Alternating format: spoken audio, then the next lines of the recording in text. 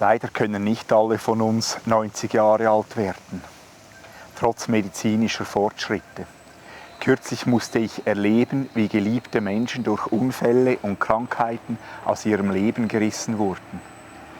Die Bewegung von 1968 hat Leiden und Tod weitgehend aus dem öffentlichen Bewusstsein verdrängt und sie stattdessen durch Spaß und Ablenkung ersetzt. Die Bibel bietet uns ein Kontrastprogramm dazu an, indem sie sagt, dass es sowohl ein irdisches als auch ein ewiges Leben gibt. Jesus Christus erklärte, wer an den Sohn glaubt, hat ewiges Leben. Johannesevangelium 3,36.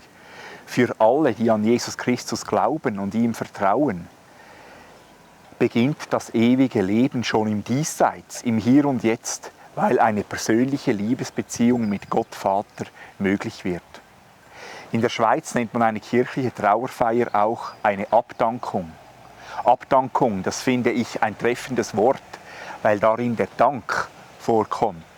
Auch falls ein Mensch unter tragischen Umständen aus dem Leben gerissen wird, können wir dankbar dafür sein, dass wir ihn kennen und lieben durften.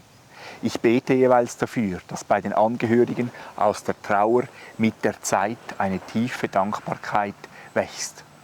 Ich wünsche Ihnen Gottes Kraft, Trost und Segen, wenn Sie von einem geliebten Menschen Abschied nehmen mussten.